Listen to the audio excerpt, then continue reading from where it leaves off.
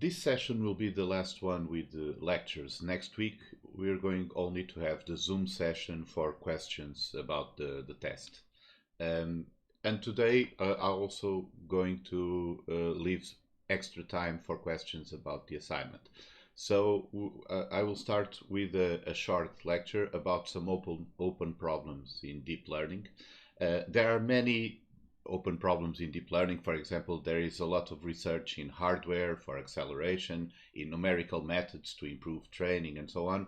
But I chose a few topics that fit better in the subjects that we've been covering so far.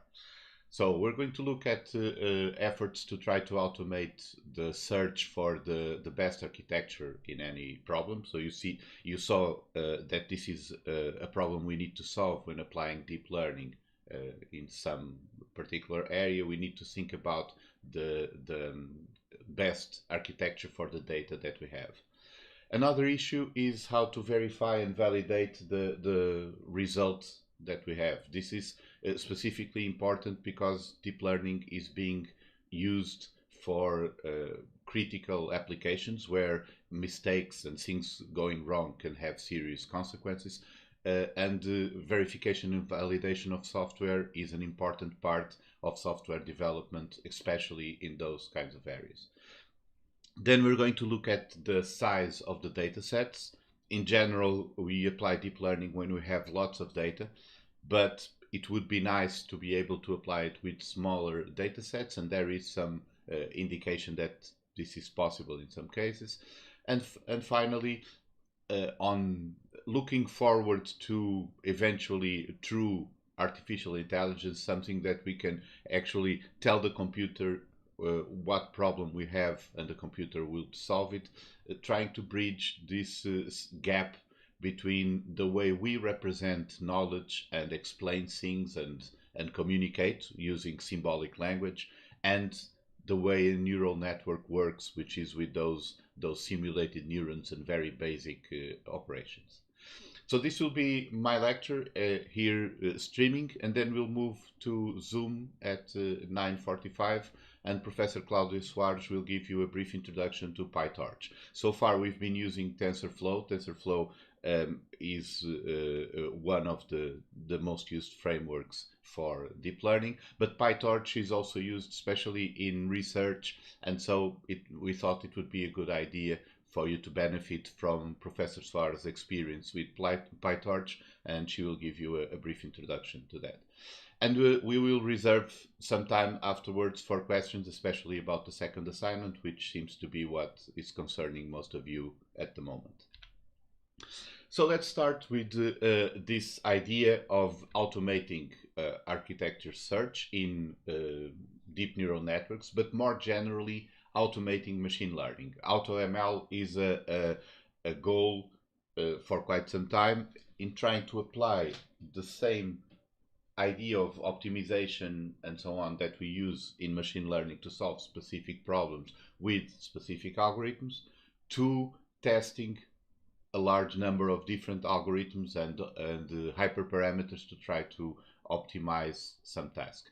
And there are some implementations here. For example, this sklearn library uses scikit-learn in the background and then tests different algorithms and parameters for any classification problem that we have. So you can create a generic classifier, give it the data to fit, and this generic object will try different algorithms and see what works best.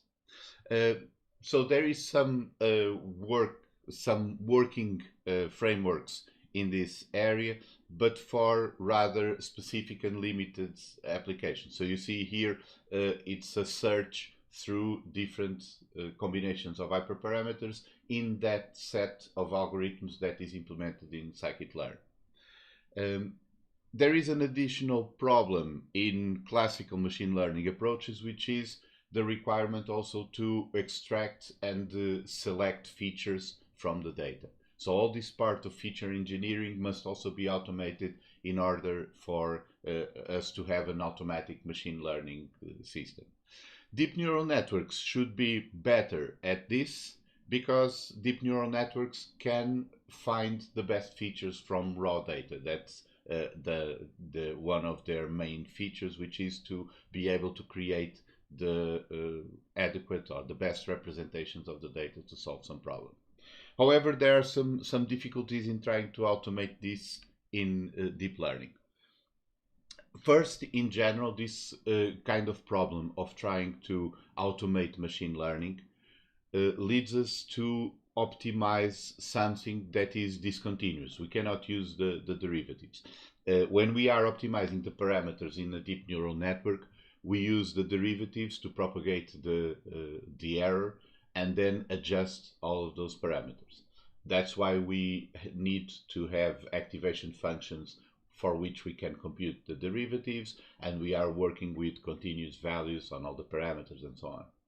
But if we are choosing between different models, for example, changing the architecture of the network, there is a discontinuity there that does not allow us to compute the derivative. So we cannot compute the derivative of the error function with respect to the number of layers or something like that. This will not be possible. So we need optimization methods that do not use derivatives, and this makes the whole problem much harder.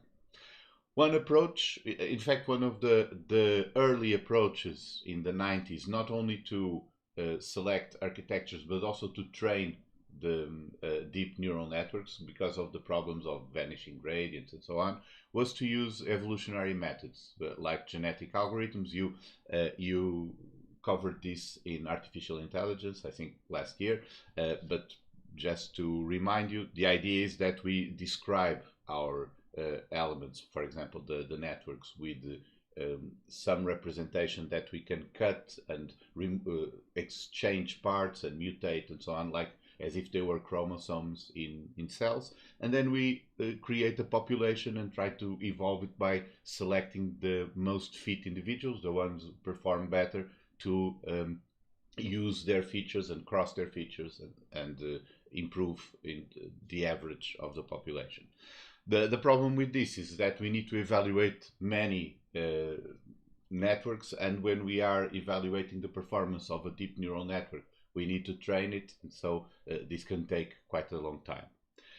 We can also see this problem as a reinforcement learning problem. We have reinforcement learning is a good approach when you need to optimize something and you don't have the derivatives, because you can treat that problem as a sequence of decisions and then train the agent to choose the right things. For example, how to build the network, choosing what kinds of layers it will put at each stage.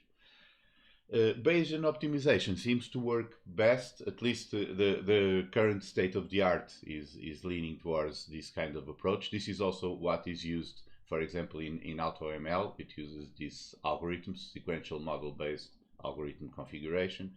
And the idea of Bayesian optimization is we have this black box function that we don't know about.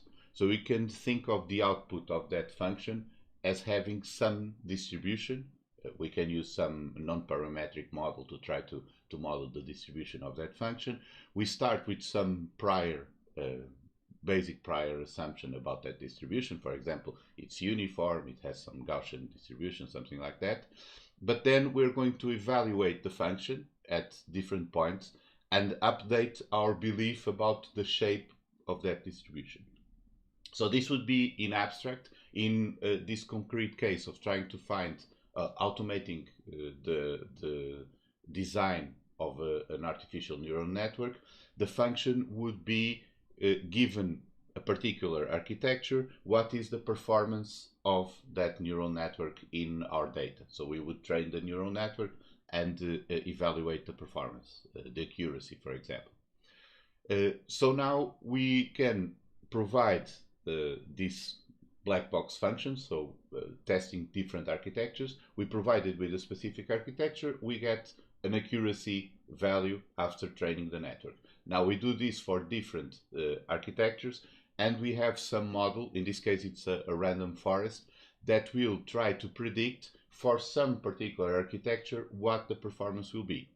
In the beginning, this model will be mostly wrong because we don't have many data points. But by looking at the uncertainty and the predictions, because a random forest uses an ensemble of regression trees in this case, and so we can have an idea for each prediction what is the uncertainty there, what is the variance of the predictions of all the individual trees. And so using this, we can look for more informative experiments to do, architectures to try, and start getting a more accurate idea of how the architecture is affecting the performance of the network. So basically, these models were actually this approach was actually used to build multi-layer perceptrons that perform better than those designed by humans in some tasks. So this is a promising approach, but there is still a huge problem, especially in the demands, in the computational demands for this kind of search, which leads us to this other issue, which is evaluating networks is expensive. If I ask you to evaluate the performance of some architecture for some problem, you will need to train the network in order to measure the accuracy, for example, for that classification problem, something like that. So this is something that is very expensive, especially if you need to test many different architectures to get an idea of how the architecture is affecting the performance. So some approaches to this. One is to train very few epochs or on a small subset of data. We are using, for example, the first 3 or 5 epochs as an estimate of how good the networks are to compare them. We can also train in a few epochs, but then try to fit some model that extrapolates the performance. So we can use some networks, train them a longer time, have an idea of how the performance in the first epochs relates to the performance after longer training, and then use that for extrapolation. Other more sophisticated methods try to speed up training by reusing the parameters from previous trainings. One idea is to use transformations that do not change much the function of the network. And so we can train one architecture, and then when we're going to try the next one, for example, we want to insert a layer somewhere in the middle of our network. We can do that by adding a layer for which the initial values of the weights are chosen so that the layer works as an identity operation. What the input is the same as the output because we set biases to 0, we set all the multiplications to 1 or something like that, and then we organize the architecture and the weights so that what comes out of that layer is the same thing as went into the layer. This way we can insert this layer inside our network and not ruin everything the network is doing, because that layer starts by not doing anything. But when we train the network with the previous weights for some more epochs, those parameters in that new layer will be able to adjust and help improve the output of the network, the accuracy and so forth. So we can use these kinds of transformations so that we don't need to retrain everything in the network from zero, from scratch. We can just keep making changes and training from there. Another idea is to have a large model that was trained for a sufficient number of epochs, and now what we are doing is using subsets of that model, inheriting the weights that we had already trained. So we're going to check if we can improve the results of the network by using these parts that were already trained and those same weights. Another important problem, which I think will be the main problem in trying to automate the design of architectures, is how we choose the search space.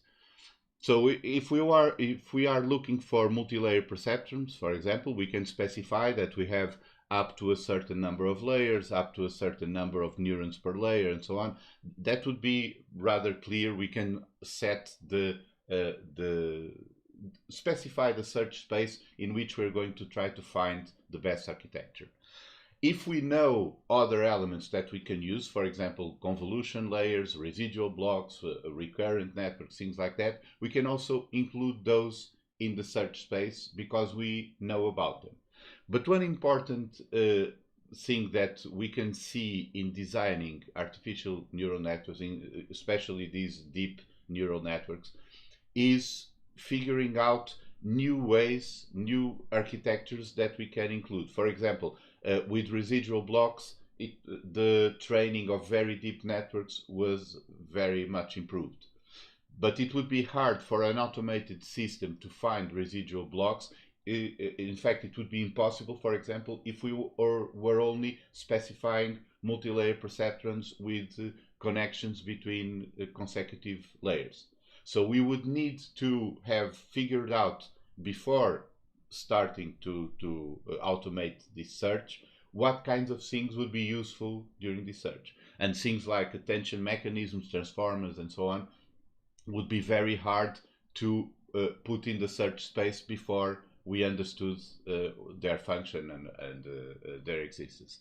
So this is, I think, a big problem because we don't have a general description of these kinds of techniques, of blocks for deep neural networks that we could use to describe a search space so that the automated system would find these different approaches.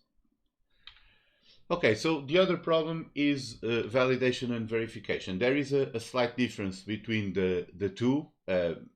Not everyone agrees with the terminology, but the basic idea is that it's important to make sure that software is working appropriately, especially when we have critical applications. For example, autonomous driving or things like medical support systems and diagnosis and things that affect the lives of people, or even companies, for example, predicting risks for investments, for credit, and so on. And there are basically two things that we need to ask.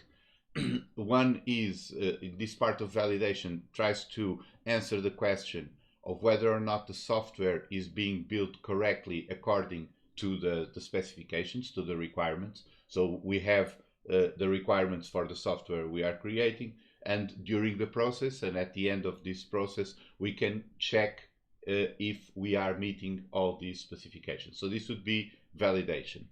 But then verification is assessing if the software that was built is actually adequate for the purpose it was meant to achieve. So basically the question is this the right software for this task?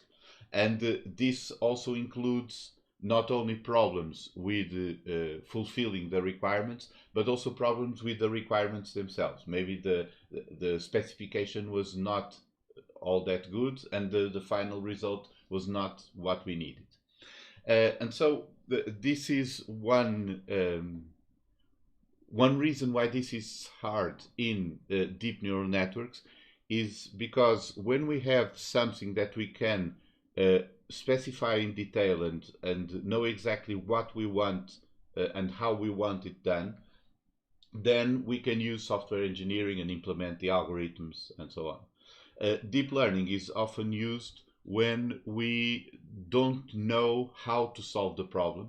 For example, we don't know how to program an autonomous driving vehicle, and so we use deep learning so that the system itself learns how to solve the problem.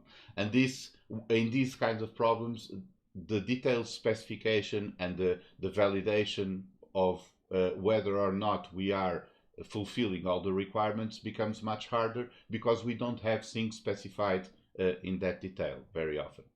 And also verification tends to be hard because we have this very large state space. So if you consider all the possible data for the deep network and all the possible activations and all the possible responses of the network, we have a huge space where things can go wrong.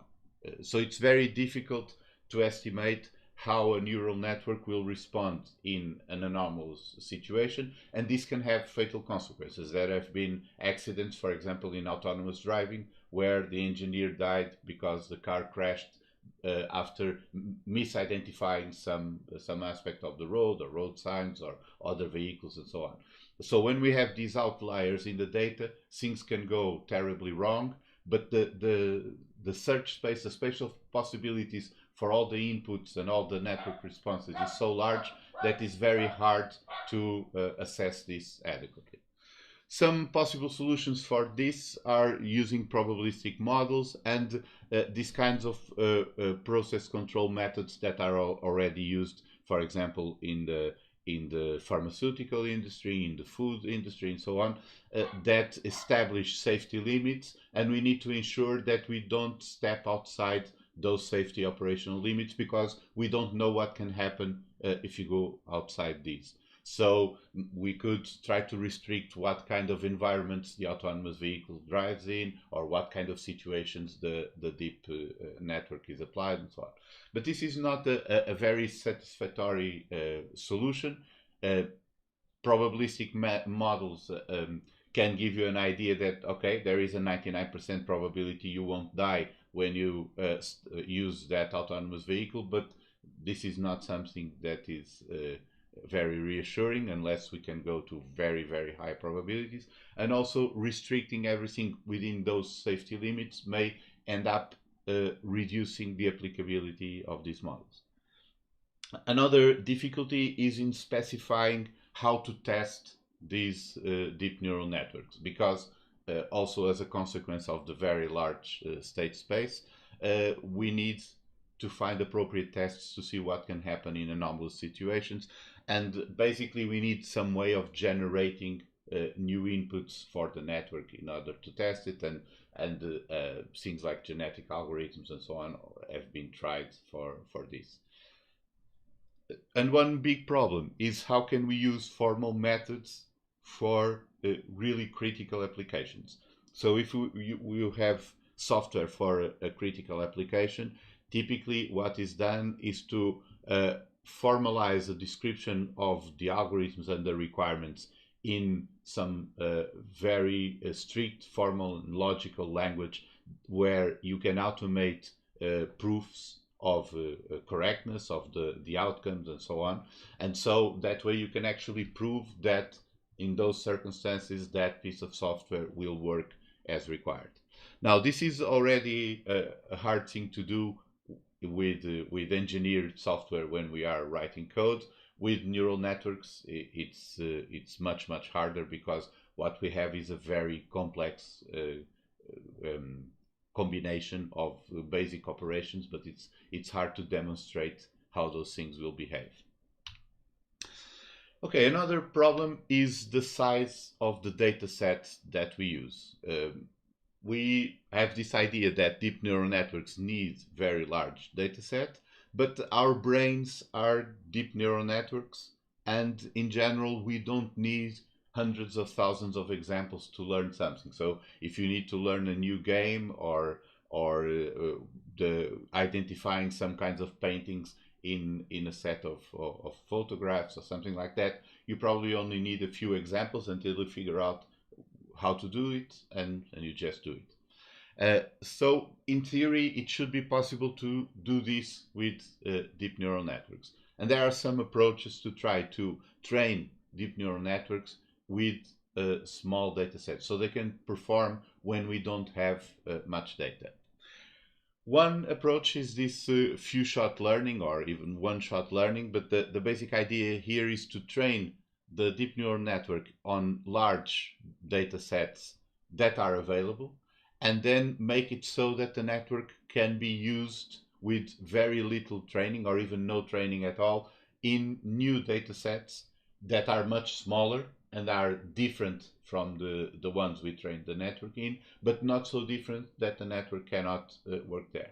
And one important aspect of this is metric learning. This is a form of learning that instead of trying to optimize, for example, the probability of classifying each example in the correct class, if we are training a classifier, we are optimizing the topology of the representations the network is creating. So we make the network place further apart in that representation those examples that are different from each other, and closer together the ones that are more similar to each other. So the network is learning the distances between different examples.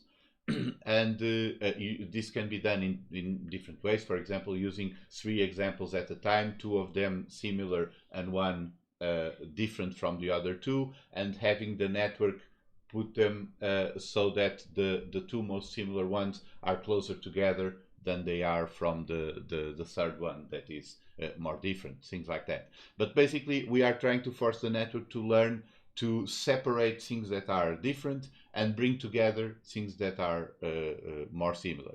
And this helps generalize when the network goes to some different problem where the data set is not the same. Data augmentation, whenever possible, also helps dealing with small data sets. You already know this technique. Another thing is that, surprisingly, sometimes deep neural networks work pretty well with small data sets if we use regularization. For example, dropout makes you use the very large deep neural network as an ensemble of different networks, because as we are dropping out at random different neurons, we are considering random combinations of the neurons in the network, and this creates implicitly a large group of networks that we are taking the vote over all those networks, and this works to reduce overfitting. So basically, the problem, one of the main problems with dealing with small data sets is that we have a lot of overfitting. There are other problems like class imbalances and things like that that we can try to solve by changing the weights of different examples, but overfitting is really the main problem that we need to solve when we are training complex models with small data sets. And regularization in deep neural networks can help mitigate this problem. One interesting thing is also that the loss function can have an impact on the performance of a deep neural network in small data sets. For example, instead of using the cross entropy, the usual cross entropy function for a classifier that we use, if we use a cosine loss function, which is to measure the cosine of the angle of the vectors that we have on the output of the network and the target output that we wanted the network to give us. If we use this as the loss function, it actually can improve about 30% the accuracy in small data sets, according to some papers. So there are some things here which probably can be adapted and improved in order to use deep neural networks with smaller data sets than the very large data sets that we generally use. Finally, there is this neurosymbolic gap, this difference between how the neural network works and how we think about things. So neural networks are strange algorithms in that they are very simple, in the sense that they have very basic operations. So you can think of a deep neural network that is trained as simply a composition of product sums and some simple functions like ReLUs or sigmoids or things like that.